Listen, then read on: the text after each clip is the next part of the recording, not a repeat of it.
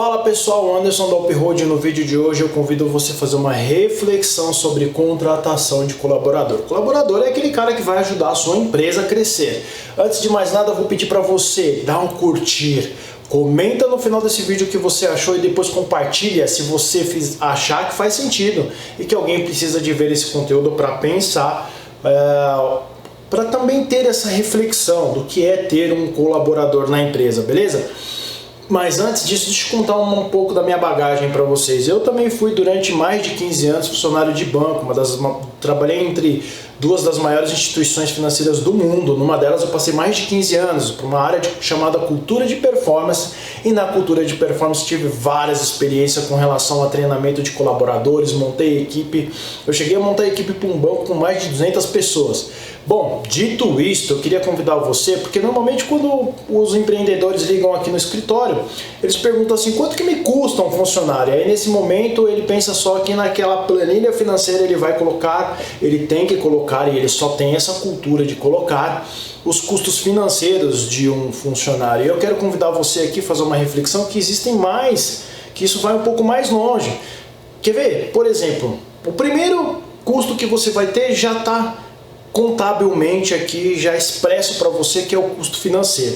O segundo custo é de tempo. Quanto tempo você vai determinar para você saber se esse funcionário vai performar no sentido de aprender, a escala de aprendizagem desse funcionário? Quanto tempo você vai determinar?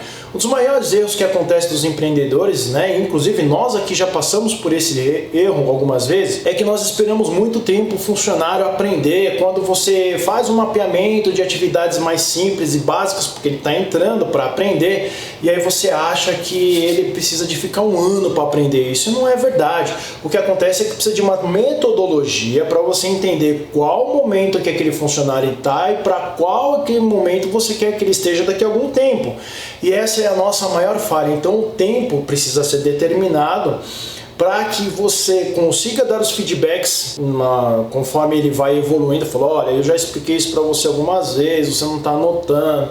Você precisa de conseguir evoluir nessa área para poder passar nessa atividade, para eu conseguir passar você para as outras atividades. Senão não tem como, não faz sentido eu ter você aqui se você não conseguir fazer pelo menos esse pedaço. Até há um tempo atrás, o meu irmão aqui é o Everton, nós somos sócios aqui no escritório e a gente até brinca assim que por ano, quando você tem um funcionário, no mínimo, você tem que passar sempre 20% da sua carga de atividade para o próximo. Isso é uma forma de você ir tirando as coisas de você e ir passando para a sua equipe, os seus liderados, de modo que você consiga depois ir participar de outros projetos. Por quê? Porque o mundo é muito dinâmico, você não pode ficar fazendo só uma coisa só. Então o primeiro é o financeiro, o segundo é o tempo, o terceiro é o principal, é a paciência. Apesar de você determinar, é um dos principais, apesar de você determinar tempo para ele aprender, você vai ter que ter paciência demais para quantas vezes ele te perguntar, você tirar a dúvida e ensinar. Se você determinar que, olha, durante 2 semanas eu vou te ensinar isso aqui, nessas 2 semanas você tem que entrar com isso na sua cabeça, você tem que ter a paciência das 2 semanas. Tem gente que no terceiro e no quarto dia já acha que o cara não vai performar, já desiste de ensinar, desiste de passar aquele capital intelectual que você tem para passar para ele lá, beleza? Então o tempo é o terceiro. Aproveitando essa questão do capital intelectual, ele passa a ser o quarto investimento que você vai fazer. Por que eu falo de capital intelectual? Porque é o seguinte, hoje essa geração ela é muito complexa. Vamos combinar que nós estamos entrando com uma geração muito complexa. Ela é ao mesmo tempo muito rápida para pegar umas coisas, mas no sentido teórico ela é um pouco mais letárgica, mais devagar. Então o que acontece é o seguinte, que você precisa entender qual é o tipo de pessoa que você está contratando para aquele determinado tipo de atividade que ela vai exercer, para que você consiga formatar, colocar ali um checklist do que ele vai aprender no dia a dia, como que aquilo vai funcionar para ele, para transferir esse capital intelectual que você tem para ele. Por exemplo, comportamento de atendimento de cliente, É muito importante. A maioria dessa geração não sabe lidar com pessoas, eles sabem lidar com máquinas. Ele tá todo tempo ele está ali com o celular, a todo tempo ele está na frente da TV. já começou numa geração em que o home office é muito forte, mas quando ele precisa fazer um atendimento mais humanizado, que tem o controle de voz, que tem a energia da voz, essa pessoa ainda não sabe o que é lidar com o cliente, não é verdade?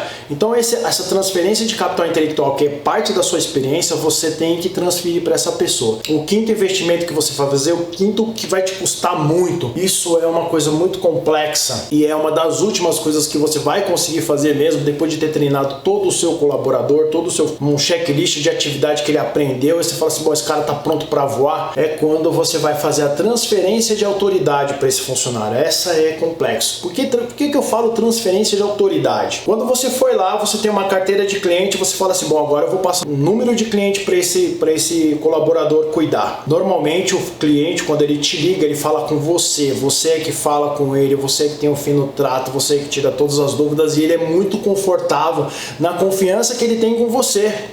E aí o que acontece? Você vai chegar para ele e vai falar assim, ó, o seguinte, minha empresa está crescendo, eu contratei um colaborador para me ajudar e agora você vai falar com esse camarada aqui ou com essa camarada aqui.